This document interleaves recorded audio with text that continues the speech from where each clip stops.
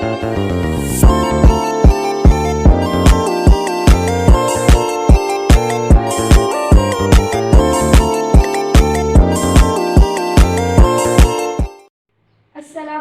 warahmatullahi wabarakatuh. Perkenalkan, nama saya Desi Lailatul Mukarramah, Prodi PGSD semester 2, Universitas Nahdlatul Ulama Lampung.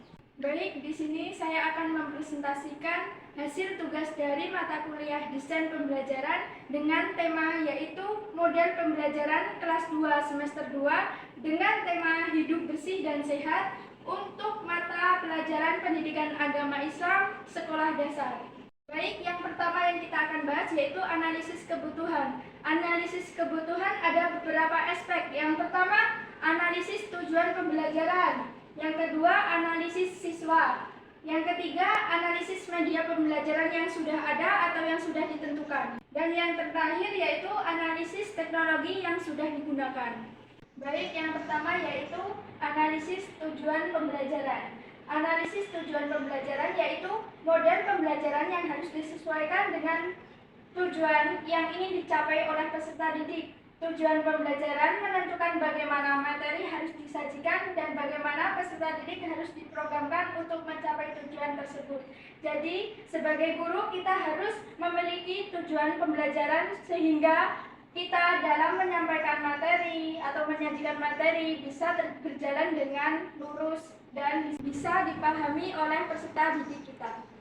Yaitu analisis siswa. Analisis siswa membantu dalam mengidentifikasi kebutuhan dan kemampuan siswa, sehingga model pembelajaran dapat disesuaikan dengan kebutuhan dan kemampuan siswa, materi pembelajaran yang relevan dan inspirasi, memastikan bahwa setiap siswa dapat mencapai potensi semaksimal mungkin.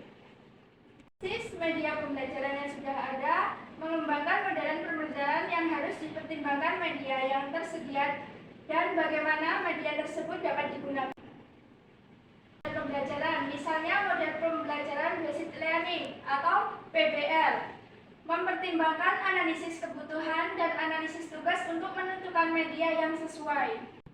Yaitu analisis teknologi yang sudah digunakan, yaitu pengembangan model pembelajaran harus mempertimbangkan teknologi yang tersedia dan bagaimana teknologi tersebut dapat digunakan untuk mencapai tujuan pembelajaran. Misalnya dengan menggunakan model liquid learning, menggunakan teknologi untuk mengumpulkan data dan melakukan verifikasi. Baik, pembahasan yang selanjutnya yaitu tentang tujuan pembelajaran. Di sini tujuan pembelajaran dibagi menjadi dua, yaitu yang pertama tujuan pembelajaran umum, yang selanjutnya yaitu tujuan pembelajaran khusus. Jadi di sini ada 3 tujuan dalam pembelajaran umum. Yang pertama, meningkatkan kemampuan berpikir sosial dan kemampuan pengetahuan peserta didik. Yang kedua, mengembangkan rasa tanggung jawab sebagai warga masyarakat, bangsa, dan negara. Yang ketiga, mengembangkan kemampuan berpikir kritis dan analisis dalam menghadapi permasalahan sosial. Selanjutnya, ada 3 tujuan pembelajaran khusus. Yang pertama, peserta didik dapat menerapkan hidup sehat dan bersih di lingkungan sekitar. Yang kedua, peserta didik dapat menjaga dan memelihara lingkungan sekitar. Dan yang ketiga, peserta didik dapat menjadikan pribadi yang lebih bersih dan sehat. Yang selanjutnya yaitu instrumen. Jadi di sini saya mengambil beberapa soal untuk kita bahas bersama siswa-siswa sehingga siswa dapat mengerjakan dan memahami soal-soal tersebut, sehingga kita sebagai guru bisa melihat perkembangan atau pemahaman siswa dalam memahami pembelajaran yang sudah dilalui. Jadi contoh soal yang pertama yaitu apa yang dimaksud dengan kebersihan sebagai dari iman. Kita bisa tanyakan kepada siswa atau murid kita untuk bisa menjawab dan memilih salah satu dari jawaban tersebut. Kelima yaitu model pembelajaran. Di sini model pembelajaran ada beberapa segi. Yang pertama, pengembangan materi. Yang kedua, pengembangan evaluasi. Yang ketiga, pengembangan simulasi. Yang keempat, mengembangkan dan menyajikan hasil karya.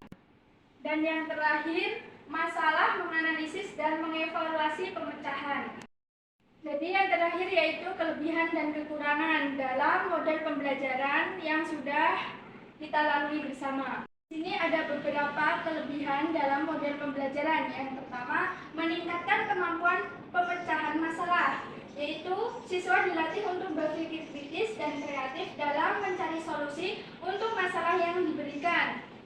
Selanjutnya, belajar mandiri. Siswa didorong untuk menjadi pembelajar mandiri, mencari informasi dan pengetahuan secara aktif. Yang selanjutnya, peningkatan kerjasama tim, yaitu tim PBL sering melibatkan kerja kelompok yang membantu siswa mengembangkan keterampilan kerjasama dan komunikasi. Yang terakhir, meningkatkan retensi pembelajaran, yaitu dengan cara pembelajar yang berpusat pada pemecahan masalah nyata membuat materi lebih relevan dan bermakna bagi siswa sehingga lebih mudah dipahami.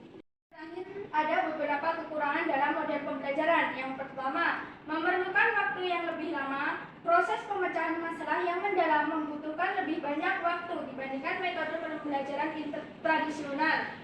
Yang selanjutnya, memerlukan sumber daya yang lebih banyak, sering memerlukan akses ke berbagai sumber informasi seperti buku, internet, dan ahli di bidang terkait.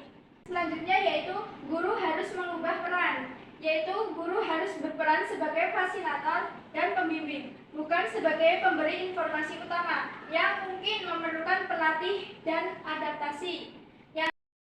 Selanjutnya, guru harus mengubah peran, yaitu dengan cara guru harus berperan sebagai fasilitator dan pembimbing, bukan sebagai pemberi informasi utama yang mungkin memerlukan pelatihan dan adaptasi.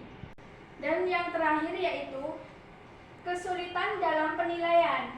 Menilai pencapaian siswa dalam PBL bisa lebih kompleks karena melibatkan berbagai aspek seperti kerjasama tim, proses pemecahan masalah, dan hasil akhir.